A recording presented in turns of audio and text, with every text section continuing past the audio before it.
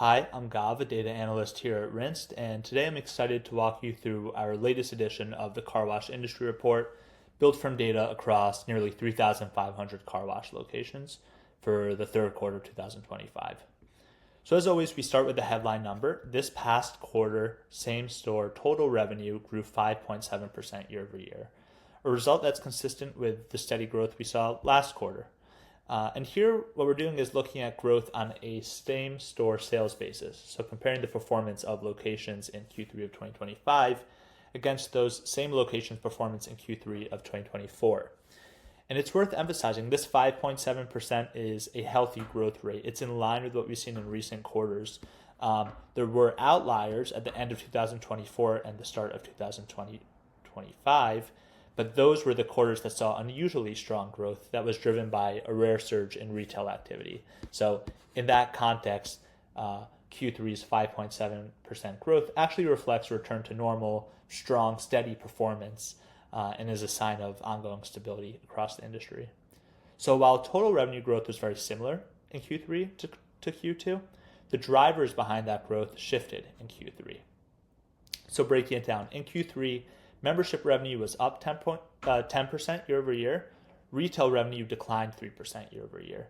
So that small retail decline contrasts sharply with the nearly 12% drop we saw last quarter, which means the contraction is moderated. When we look deeper, there still is a softness in retail performance, and that comes down to demand, not price. So prices per retail wash were up roughly 2 to 3%, which is consistent with recent quarters, but volume was still down this quarter as well. So fewer unique retail customers, and those who did visit did so less frequently.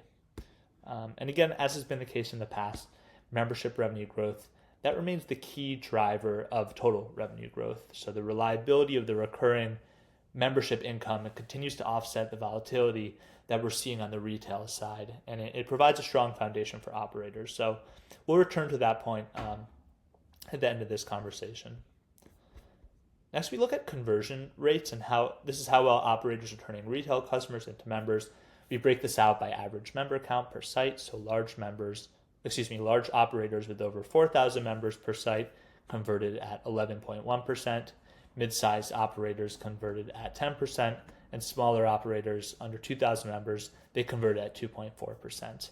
And those numbers are almost identical to what we saw a year ago in Q3 of 2024. So here too, we see a lot of consistency in performance across all segments.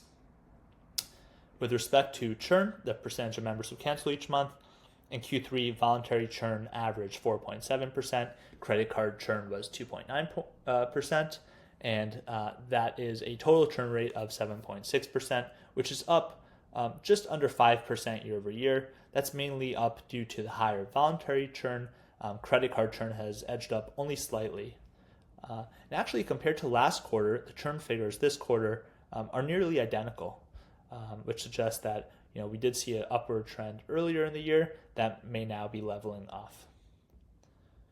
We turn now to consider lifetime value by customer type.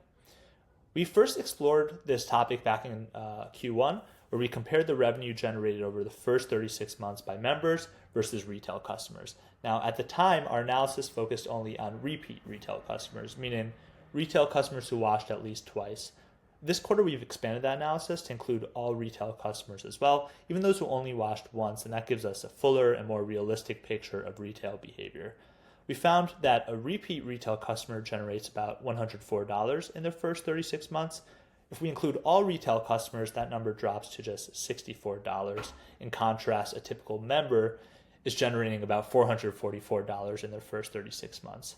So earlier in the year, when we limited the analysis to repeat retail washers, we already saw that members generated far more value.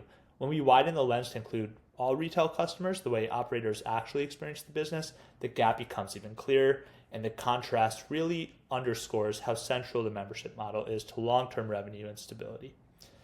So thank you so much for joining today, listening to this quarter's industry report. You can subscribe at rinse.com/subscribe to receive these reports in your inbox as soon as they're live. If you are a Rinse CRM customer, please be on the lookout for updates to your benchmarking dashboard.